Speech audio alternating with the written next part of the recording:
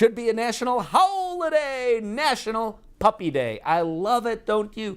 Puppies, what could be better than that? Learn more about all of this at vitabone.com/learn. Here we have a conversation about puppies that sometimes have a mind of their own. Dog trainer Yvonne Feeney is here to talk about those sweet, adorable little puppies that we get. And they are sweet, they're adorable for a while, sometimes forever, and sometimes not. You know, I get these calls all the time, and I had one of these puppies myself. It kind of was a demon puppy. She was nasty to our other dog. I mean, she was real, and I thought, okay, this is what I'm supposed to do. And I tried doing all these things, and nothing was helping, you know? I get this all the time as well. I think there's something inherently wrong with my puppy. I call it the Tasmanian devil hour. It's usually 7:30, 8 o'clock at night. And they say, yes, they run around like crazy. We call them the zoomies. And teeth are flashing. I think, burning off that last bit of energy. And they think there's something really wrong, that it's not a normal puppy. And what I tell them is 100% normal. But obviously, there's different ways we want to deal with this. We don't want to let them think it's okay to bite human skin, human clothing. Or the other dog. And when it's the other dog, this is really what happened to us. We had a 12 or 13, somewhere in there, year-old dog. We bring this puppy into our house. And at first, I think, okay, I'm just going to let the other dog deal with it. I don't want to get involved. It's their issue. It's not my issue. It'll make matters worse, as it often does when human beings get involved. However, the other dog was just like taking it. And I was afraid at some point this other dog's going to get hurt just because of her age. I mean, nothing serious was going on. Our puppy was picking, though, it was elder abuse. Right. Really. And that is a big misconception, that dogs will, quote unquote, work it out. Very false. We don't want our puppies to think that they can just go and do what they want. We have to help them understand what is appropriate, what is not appropriate. So how do you do that?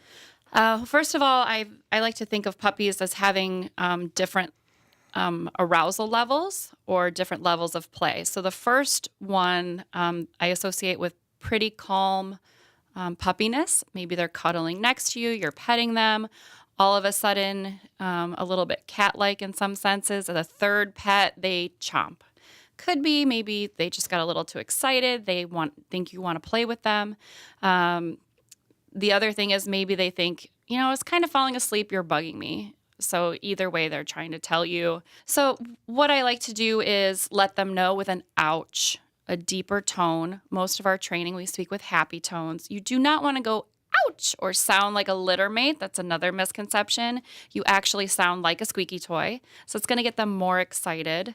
But I always like to have the human, if it's a kid, and even if it's an adult, make sure you have a toy close by that you can put in their mouth or very close to them, wiggle that around.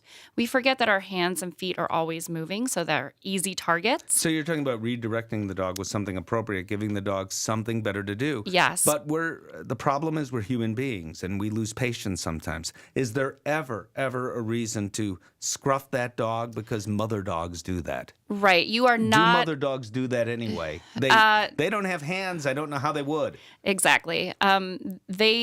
They tend to not really get involved with puppy-to-puppy play, so it's not going to help them. They're not going to learn anything. I think telling them ouch, giving them a toy, something appropriate to put their teeth on, and here's where people miss a great opportunity. You have to give them their positive marker or say yes, yes, yes for putting their teeth on that appropriate item. Wiggling that toy around, making it, I like to say, make it come alive. Toys that just sit around. Well, my dog doesn't really like to play with toys. Well, yeah, they're just laying there, dead. Make sure that toy is fun. You're wiggling, and then really let them know that's what you like. Yes, good job. So you're also talking about reinforcing what you do want, not paying all that much attention to what you don't want. Having said that, you do want to let the dog know that biting on you is not appropriate. Exactly. That's why I like to give it a word, ouch. So that deeper tone. And mean it. If they choose to, so this is where I say zone 2 puppies, they're not just laying down, they're romping around, playing a little bit. Maybe you are playing with a toy, having a good time with them. They get a little overexcited. They say, "Ooh, I don't want to chew on that toy. I want to chew on your hand or your sleeve or your pant leg." Another opportunity for an ouch, try to redirect with the toy, lots of yeses. But some puppies say, no, thank you. I want to bite on you. You are really fun. And I think that's the misconception that humans have. They think that their dog is trying to hurt them when they're really just trying to play with them.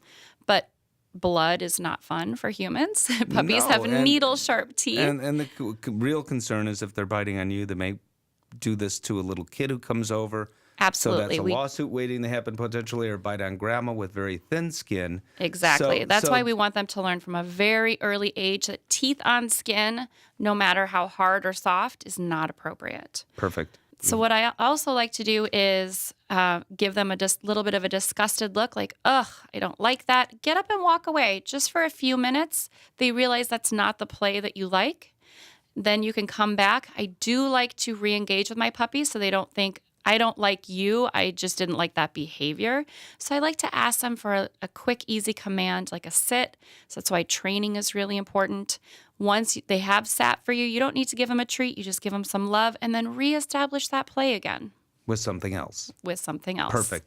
Yvonne Feeney, thank you so much. You're welcome.